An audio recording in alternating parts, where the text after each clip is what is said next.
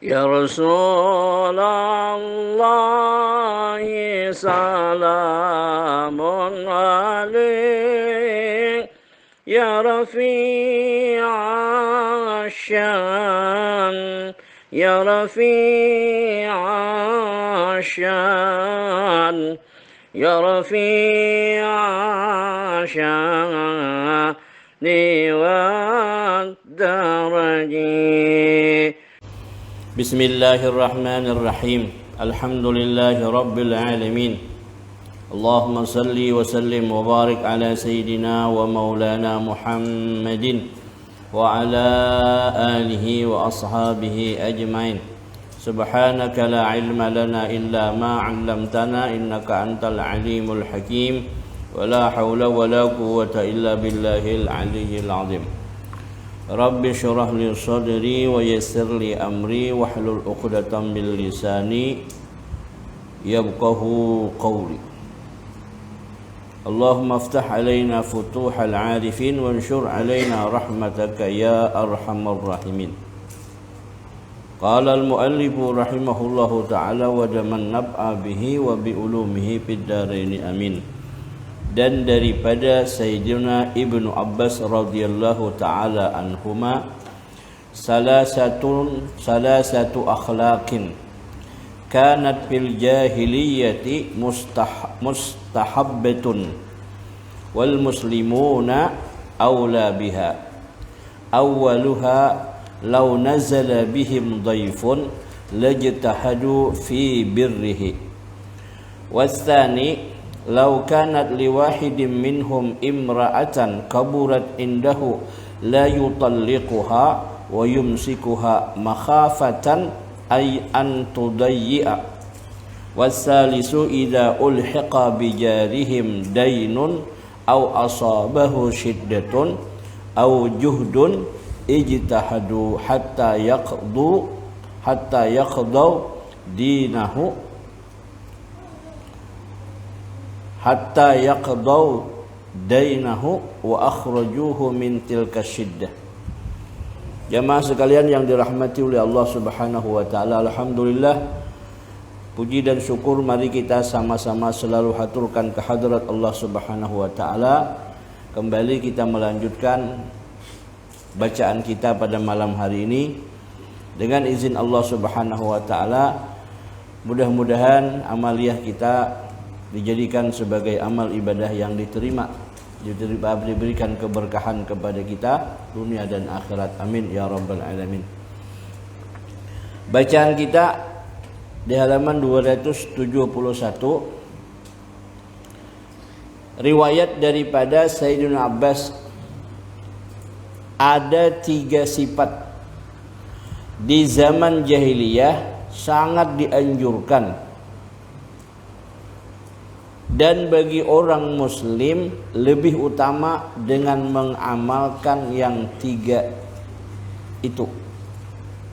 Jadi di zaman jahiliyah sebelum ada Islam ada 3 hal, ada 3 perbuatan ini sangat dianjurkan banget. Walaupun dulu jahiliyah, di zaman jahiliyah itu bukan ada aturan agama, tetapi 3 hal ini sangat dijaga, diperhatikan di dalam kehidupan. Apa saja yang 3 itu?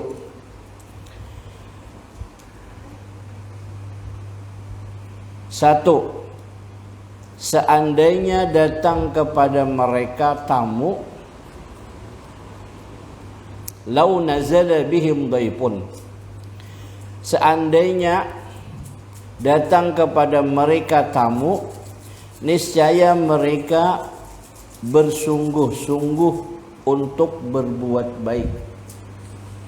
Jadi apabila kedatangan tamu, Masya Allah, cara pandangnya itu apa? Orang Bahari memadahkan, pepatahnya apa? Tamu datang membawa rezeki, tamu bulik membawa dosa. Dosa siapa? Dosa tuan rumah. Nah di zaman jahiliyah ini sudah ada tradisi semacam ini, apabila ada tamu datang, lajtahadu fi birrihi, pasti mereka bersungguh-sungguh hendak berbuat baik kepada tamu itu. Padahal kan zaman jahiliyah itu kan ada aturan agama.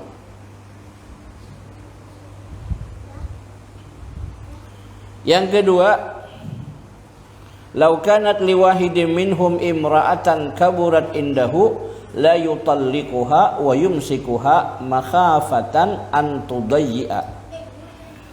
Yang kedua,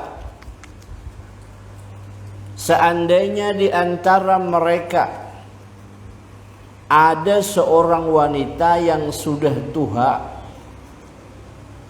maka mereka tidak menceraikannya dan akan menahannya karena takut tersia-siakan. Jadi zaman jahiliyah itu dah ada beisi bini tuha sudah kayak apa aja kesalahan nang bini ini ada bakalan ditalak.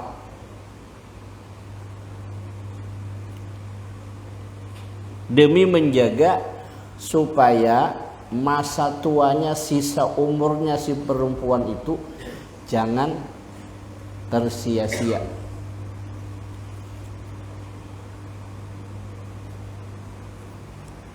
Kan sudah tua ya. Jadi kada bakalan diceraikan. Nah padahal itu belum ada Islam. Jadi di dalam Islam apalagi?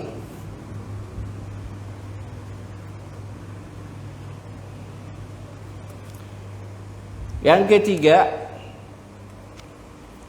apabila ada jiran mereka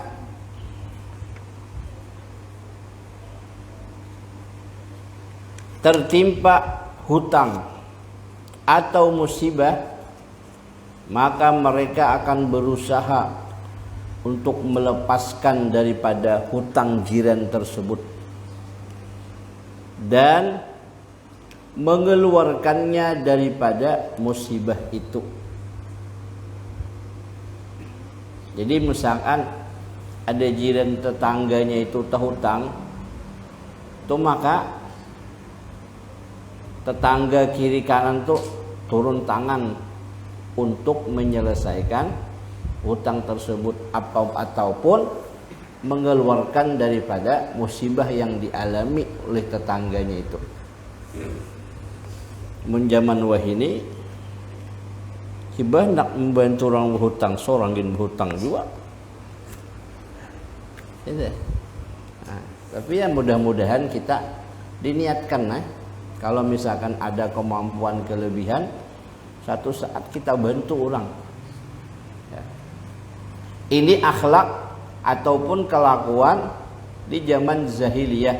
Belum ada aturan Islam, tetapi ini sudah tumbuh di masyarakat jahiliyah zaman dahulu. Nah, apalagi di zaman sekarang. Ini mestinya kan selalu dipertahankan. Asal datang tamu,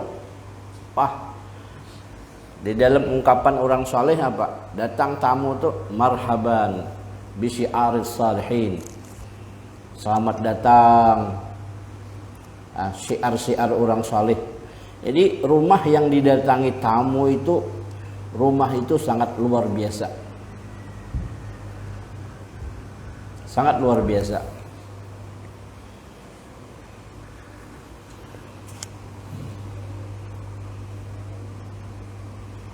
Kalau bicara tentang kedatangan tamu tadi, ada tata caranya. Nanti pada bab berikutnya ya, cabang iman yang ke-68 ialah memuliakan tamu.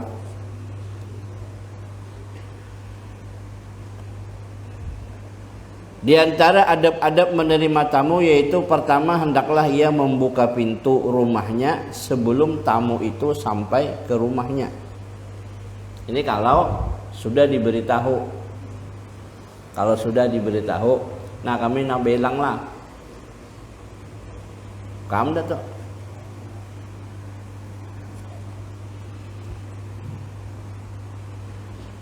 Dibukakan tamu sebelum orang itu tamu itu datang. Yang kedua, hendaklah mengutamakan tamunya dalam segala keadaan, sebagaimana yang diperbuat oleh para sahabat Nabi sallallahu alaihi wasallam. Dahulu diriwayatkan daripada Sayyidina Abi Hurairah radhiyallahu taala anhu bahwa ada seorang laki-laki mendatangi rumah Rasulullah sallallahu alaihi wasallam dalam keadaan sangat payah dan lelah. Jadi ada salah seorang di antara sahabat itu datang kepada Rasulullah, ke rumah Rasulullah, bertamu kepada Rasulullah, tapi orang ini sangat payah, artinya kelaparan bujur dah. Datang kepada Rasulullah dan berkata kepada Nabi sallallahu alaihi wasallam, wahai Rasulullah, sesungguhnya aku lapar, berilah aku makanan. Wahai Rasulullah, nah aku ini lapar, mana tolonglah beri makanan. Maka Rasulullah sallallahu alaihi wasallam segera mendatangi istri-istrinya dan bersabda, adakah di sisi kalian makanan? Maka mereka menjawab, tiada di sisi kami kecuali hanya air saja.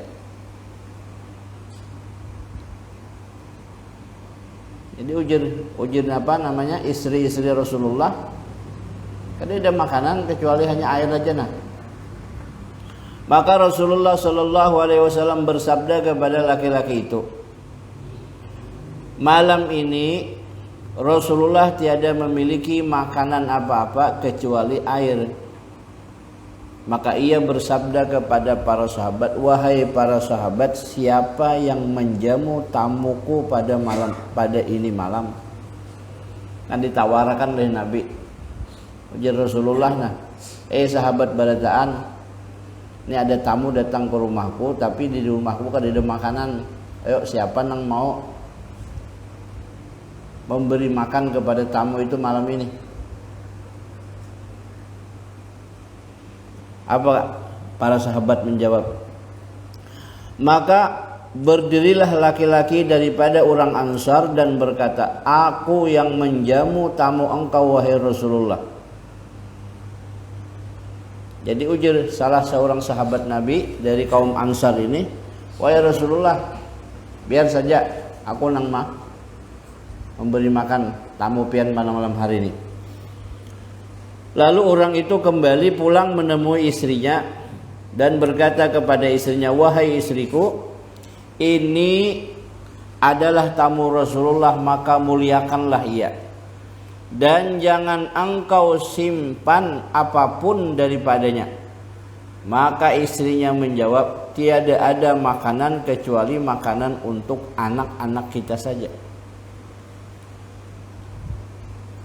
Jadi tamu ini dibawa ke rumah, sampaikan lawan istri dipadahkan, wahai istriku, ini tamu Rasulullah, tolong muliakan, beri makanan, ndak usah disimpan-simpan makanan yang lain, kasih saja.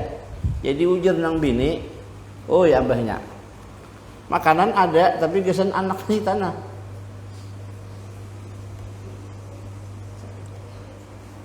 Gesan anak kita aja.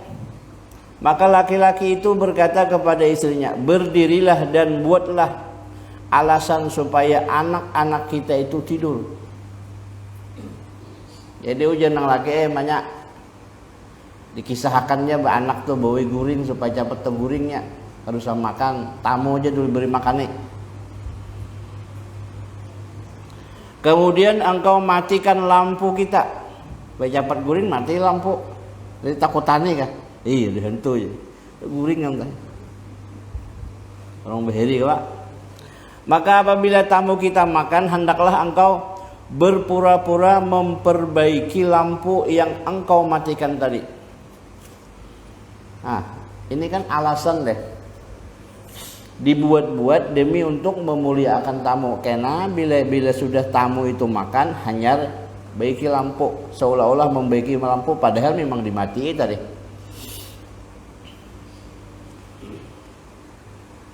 Kemudian istrinya memperbuat sebagaimana anjuran suaminya kepadanya. Maka seakan-akan tamu Rasul itu melihat kepada keduanya sedang makan, padahal keduanya sedang lapar. Jadi tamu tadi dipersilahkan makan, nang berdua ini pura-pura juga makan. Nah, padahal kan ada makannya deh. Padahal kelaparan juga sudah. Dan tamu itu makan hingga kenyang.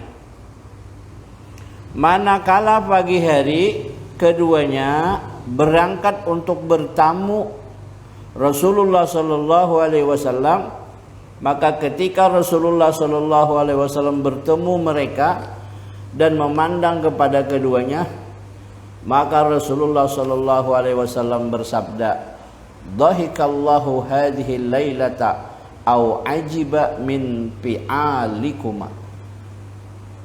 Artinya, jadi imbah malam tadi sudah memberi makani tamu sudah, ya, padahal makanan tuh nagasan anak, kesan anak ya cukup.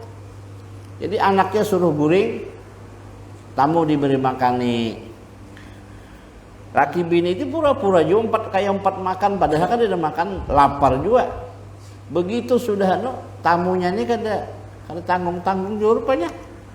Makannya nyaman-nyaman, enak-enaknya makan, habis pula makanan teh. Nah begitu pagi dibawanya tamu nih ke walan Rasulullah, dibawanya. Begitu sampai kepada Rasulullah, nah Rasulullah melihat kasyapan, tekuring deh. Jadi sadang kelakuan berdua ini. Sadang apa maksudnya? Artinya bujur-bujur tuh, sungguh-sungguh menjamu tamu. Jadi ujar Nabi apa? Dhahikallahu hadhihi lailata. Allah tadi malam tertawa melihat sidakan berdua ini. Nah, Allah Ta'ala tertawa pada ini malam atau heran kepada perbuatan kalian berdua, yakni Allah Ta'ala ridha terhadap perbuatan kalian berdua.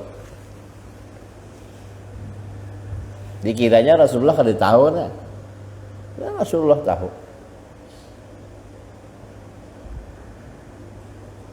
Ada saja kejadian-kejadian semacam itu di masyarakat kita pun pasti ada. Ada di antara hamba Allah Ta'ala, orang ini luar biasa bagusnya teh. Gak bensin menyerpes saja, menyerpes apa, senapang angin. Bares kadada, iwak kadada, datang orang matahari senapang angin teh minta baik akan. Julak-julak tolong baik akan senapang angin teh. Baik akan sini. Jadi ujian nang bini, nah alhamdulillah nih pacang kawan kalau beres dah. Belum lagi selesai. Sudah komentar nang bini kan? Ya nang bini, alhamdulillah mudahan ada kena. Begitu selesai datanglah berapa julak, kada usahin bawa aja.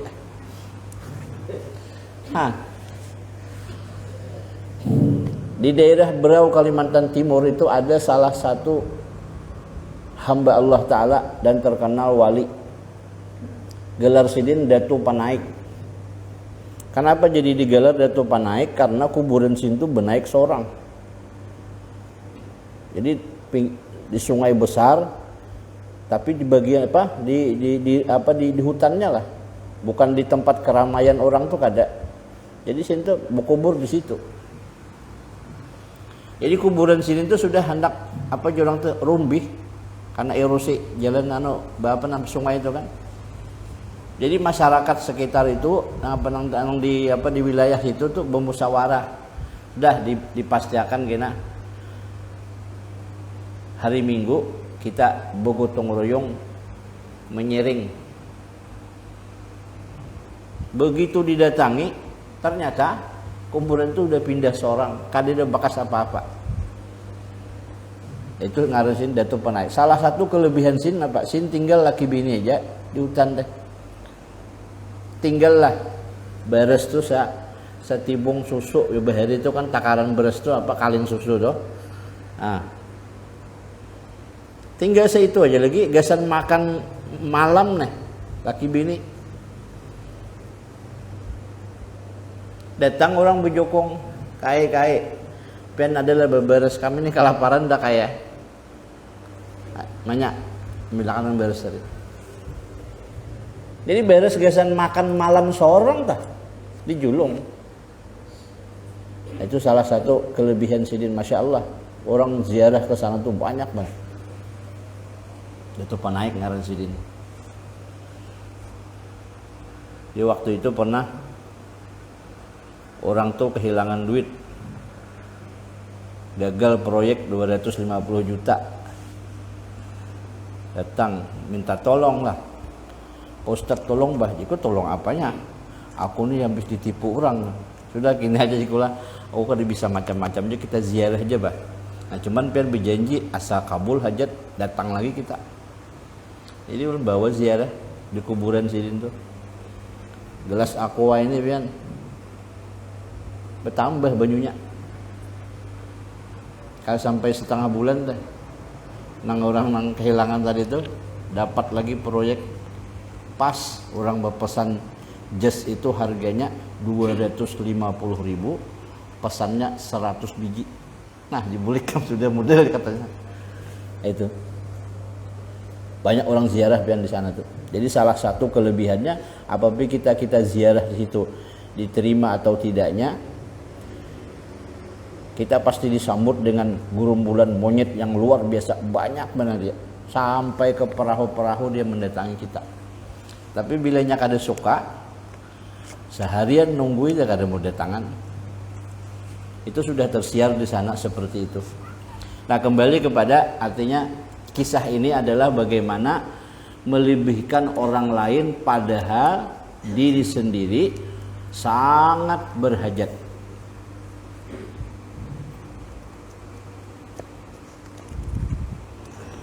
Kesan makan seorang tuh wani aja menjulung ke orang biar seorang kada makan. Maka dalam riwayat tadi ujar Rasulullah, Allah Ta'ala reda kepada kalian berdua atas kelakuan tadi malam. Ya, anak disuruh guring padahal belum makan. Nah, laki bini pula pura-pura makan padahal sama sekali tidak makan. Yang ketiga, adab tamu adalah dan apabila engkau berpuasa sunnah dan tamu engkau sedang makan, maka hendaklah engkau makan bersama tamu itu. Ya, makan sama-sama. Nah, itu tuh pas ada lagi misalkan mengamalkan puasa nih. Ini kan orang Bahari itu macam-macam amalan dan puasa 40 hari sambil baca surat Waqiah deh. Berapa? 14 kali habis asar. Jadi baca sambil puasa dah. Nah, mun ada pas tamu nang kayak gini nih repot ah. Bujur ya bapak dah, nah aku minta maaf lah aja pian makan situ. Nah kalau di Jawa, di daerah Jawa Tengah pian daerah pedalaman itu, asal kita bilang wadah Pak Kiai itu kada bakalan dipandiri orang dulu. Bawa Sidin ke kamar, ya kamar tuh ada spesial sudah tersedia tuh masakan, nasinya sudah ada, makan di sini, makan ambil. Habis makan hanya kita diajak bapak bepandir. Jadi kada yang macam-macam apa-apa disuruh makan dulu, dimuliakan tamu nih hanya dia apa? Diajak bicara.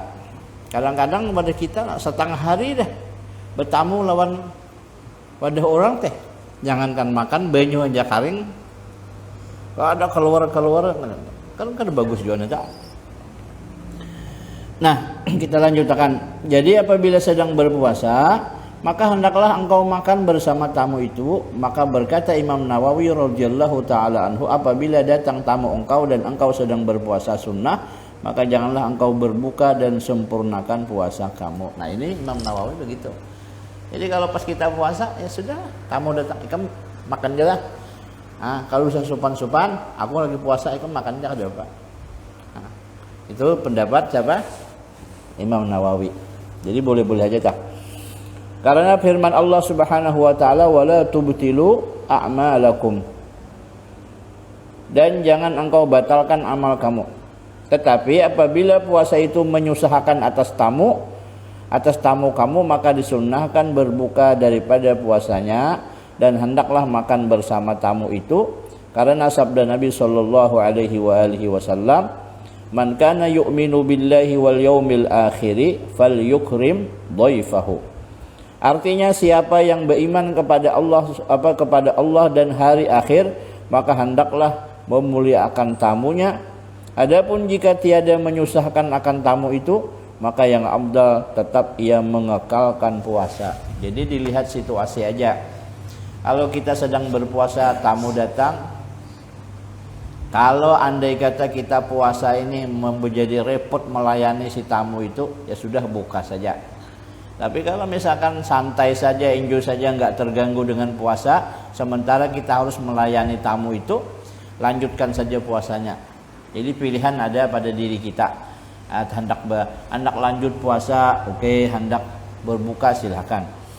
Yang keempat, dan diantara adab menerima tamu bahwa tiada mengapa menyediakan tamunya dengan bermacam-macam makanan, seperti kata Sayyidatina Aisyah radhiyallahu taala anha, laisa minas sarafi at-tabassutu lidhaifi fit ta'ami. Artinya tiada termasuk israf, tidak termasuk berlebih-lebihan, ialah bermewah-mewah daripada makanan untuk tamunya.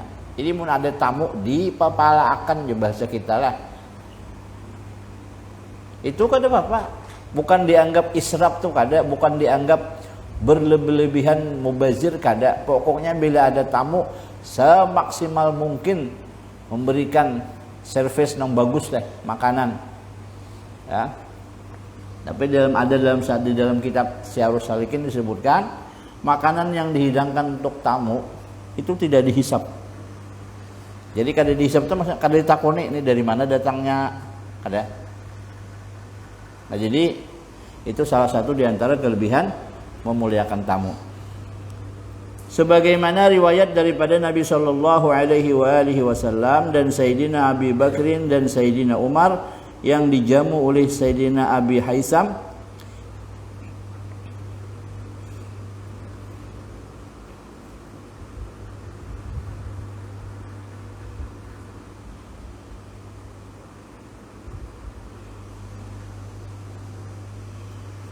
jadi Sayyidina Abu Bakar, Sayyidina Umar pernah dijamu karena bersangatan cintanya kepada Nabi SAW. Ia jamu dengan bermacam-macam makanan dan buah-buahan dan menyembelih kambing. Jadi dibolehkan aja dah kita menyuguhkan berbagai macam makanan demi untuk memuliakan tamu. Sabda Nabi SAW, man at'ama akhahul muslima syahwatahu harramallahu ta'ala 'alan nari.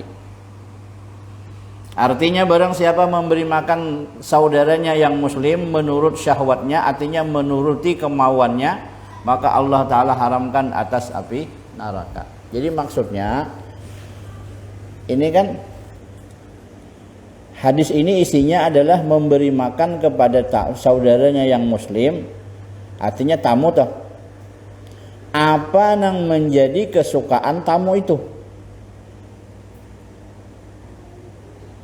Makanya kan kadang-kadang nak minum apa, nak makan apa. Nah tapi si tamu ibu pikir-pikir dia, jangan sembarang sambet deh. Itu ada di zaman sahabat, sampai sahabat itu sampai ada ungkapan, jaka kada ikam gara-gara ikam datangnya aku hutang. Ada juga karena saking memuliakan tamu teh. Balasannya apa? Allah Ta'ala haramkan api neraka. Nah kita sebagai tamu ya jangan juga bang menodong lawan si tuan rumah. Nah, ini aku tamu lah, tolong muliakan. Bungulan ngarannya, minta hormati banyak. Dihikayatkan bahwa Nabiullah Ibrahim alaihissalam adalah orang yang pemurah dan senang dengan tamu. Pernah ia keluar untuk mencari-cari siapa yang menjadi tamunya, tetapi ia tiada mendapatkannya. Manakala ia kembali ke rumahnya, maka sudah ada seorang laki-laki di rumahnya. Siapa yang memberi izin masuk ke rumahku ini? Maka menjawab laki-laki itu, sesungguhnya orang yang memberi izin adalah orang yang punya rumah. Maka Nabi Ibrahim bertanya, siapa engkau ini? Maka jawabnya, aku adalah malakal maut. Hati-hati tamu datang menceleng mata, habis itu hilang. Zaman Nabi Sulaiman kan gitu. Lagi rame orang duduk berjamaah, ada salah seorang tamu kadedekanna duduk di samping Nabi Sulaiman menceleng meteh itu nah. Jadi ujar begitu hilang orang nang tamu tadi nang diceling itu bertakon, wahai Nabi Sulaiman, siapa tadi? Kamu nak tahukah? Malakal maut. Wih, apa dia mencelingi aku tadi? Dia telah mencabut roh ikam. Jadi ujar, hei iba, mun memang bujuh anak mencabut kok, pindahkan aja mbak aku nih, pindahkan. Karena perintah Allah Ta'ala, orang yang dimaksud itu dicabutnya di India, sementara dia ada bersama Nabi Sulaiman. Jadi ujar orang tadi, tolong berpindahkan aku nih. Kemana? Atas sarah aja lah. Pakai apa? Pian kan wahai Nabi Sulaiman bisa macam-macam, angin dia bisa takluk. Nah, dia amparakan sin saja deh kerambang sampai ke India, bayi turun marhaban ujar malakal maut nungguin sudah. Nah, jadi hati-hati mun kita tolak-tolak jauh tuh lah. Nah, ini ujar Nabi Ibrahim tadi apa? Aku adalah malakal maut, ujar si tamu tadi. Maka berkata Nabi Ibrahim, apakah engkau mencabut rohku atau hanya berziarah? Maka berkata malakal maut, aku datang untuk berziarah. Sesungguhnya Allah Ta'ala telah mengirimku untuk memberi kabar gembira kepada satu orang daripada ahli bumi bahwa Allah telah memilihnya sebagai kekasihnya. Maka Nabiullah Ibrahim bertanya, siapakah laki-laki itu? Seandainya ia berada di ujung kampung, maka aku akan pergi untuk bertamu dengannya, dan aku akan habiskan umurku bersamanya. Maka berkata malakal maut, sesungguhnya laki-laki itu adalah engkau wahai Ibrahim. Maka berkata Nabi Ibrahim, ya malakal maut, apakah engkau tahu kenapa Allah memilih aku menjadi kekasihnya? Menjawablah malakal maut, karena engkau memberi manusia,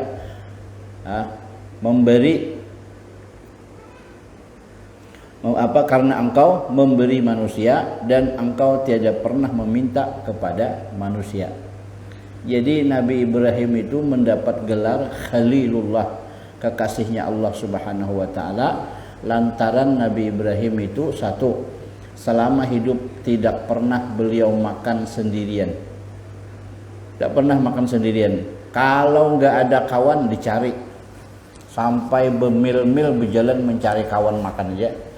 Nah, yang kedua, beliau tidak pernah meminta tapi selalu memberi. Maka itulah sehingga beliau diberi gelar dengan gelar Khalilullah, kekasihnya Allah Subhanahu wa Ta'ala. Jamaah sekalian yang dirahmati oleh Allah Subhanahu wa Ta'ala, cabang iman yang ke-69 ialah menutupi aib kaum muslimin. Wallahu a'lam. Al-Fatihah. Wabillahi minasyaitonir rajim. Bismillahirrahmanirrahim. Alhamdulillahirabbil alamin arrahmanir rahim maliki yaumiddin. إياك نعبد وإياك نستعين صراط المستقيم صراط الذين أنعمت عليهم غير المغضوب عليهم ولا الضالين. بسم الله الرحمن الرحيم الحمد لله رب العالمين اللهم صل وسلم على سيدنا محمد وعلى آل سيدنا محمد اللهم انفعنا بما علمتنا وعلمنا ما ينفعنا وزدنا علما والحمد لله على كل حال ونعوذ بك من كل حال أهلنا برحمتك يا رحيم وغفار وصلى الله على سيدنا محمد وعلى آله وصحبه وسلم الحمد لله رب العالمين.